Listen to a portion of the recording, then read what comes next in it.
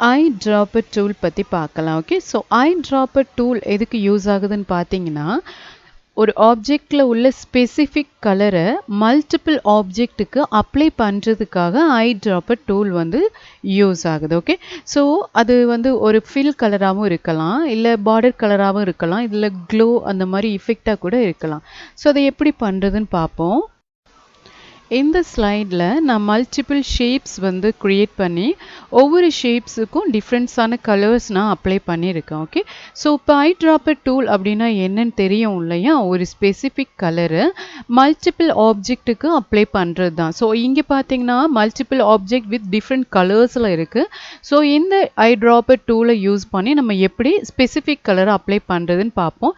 அதுக்காக ஃபர்ஸ்ட் என்ன பண்ணிக்கோங்க, செலக்ட் பண்ணிக்கோங்க. எல்லா ஆப்ஜெக்டையும் செலக்ட் பண்ணிவிட்டு ஷேப் ஃபார்மேட், ஷேப் ஃபில்லில் ஐட்ராப்பர் டூலை செலக்ட் பண்ணிக்கோங்க. ஓகே, ஸோ இதில் பார்த்தீங்க அப்படின்னா நான் இப்போ எல்லோ கலரில் ப்ளேஸ் பண்ணுறேன் அப்படின்னா எல்லா ஷேப்ஸும் எல்லோ கலரில் மாறிடும். பிங்க்கில் கிளிக் பண்ணால் பிங்க்கில் மாறிடும். இப்போ நான் என்ன பண்ணுறேன், எல்லோவில் கிளிக் பண்ணுறேன், ஆட்டோமேட்டிக்காக என்ன ஆயிடுச்சு, எல்லாமே எல்லோ கலரில் மாறிடுச்சு. ஓகே, அதே மாதிரி தான் ஷேப் அவுட்லைனில் அதே ஐட்ராப்பர் எடுத்துக்கோங்க. இப்போ நான் அண்டு பண்ணிடுறேன். ஓகே, ஐட்ராப்பரில் இப்போ நான் ப்ளூ கலர் கொடுத்தேன்னு வைங்களேன், பாருங்கள் எல்லாருடைய ஷேப்ஸ் கலரும் எப்படி இருக்குது, ப்ளூ கலரில் இருக்குது. ஸோ இப்போ நம்ம என்ன பண்ண போகிறோம், சாரி, இந்த இடத்துல நம்ம வெயிட் கொஞ்சம் இன்க்ரீஸ் பண்ணால் உங்களுக்கு கலர்ஸ் கொஞ்சம் நல்லா தெரியும். ஓகே,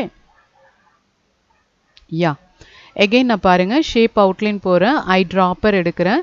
இப்போ இந்த ஐட்ராப்பரில் என்ன பண்ண போகிறேன்னு பார்த்தீங்கன்னா ஒரு கலர் கொடுக்க போகிறேன், அது ரெட். இப்போ பாருங்கள் எல்லா பார்டரும் உங்களுக்கு ரெட்டாக மாறிடுச்சு.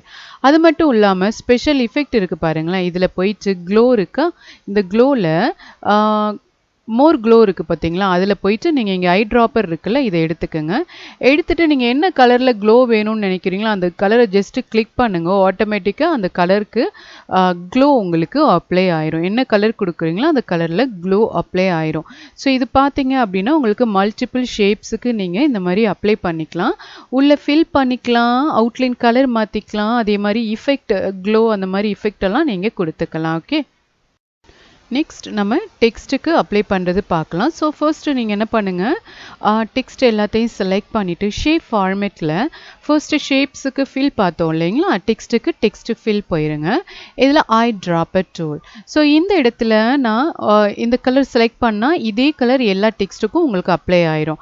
நான் இப்போ என்ன கலர் செலக்ட் பண்ண போகிறேன்னு பார்த்தீங்கன்னா ரெட். ஸோ இப்போ பாருங்கள் எல்லா டெக்ஸ்ட்டுமே உங்களுக்கு ரெட் கலரில் மாறிடுச்சு. அதே மாதிரி பார்த்தீங்க அப்படின்னா அண்டு பண்ணிடுங்க.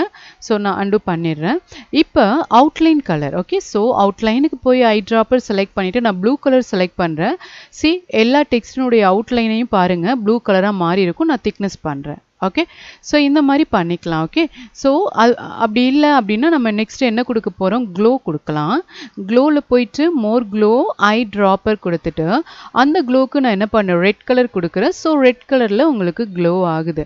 ஸோ இந்த மாதிரி டெக்ஸ்ட் அஸ் வெல் அஸ் உங்களுக்கு ஷேப்ஸையும் நீங்கள் என்ன பண்ணிக்கலாம், ஐட்ராப்பர் டூல் யூஸ் பண்ணி ஸ்பெசிஃபிக் கலரை மல்டிபிள் ஆப்ஜெக்ட்டுக்கு அப்ளை பண்ணிக்கலாம்.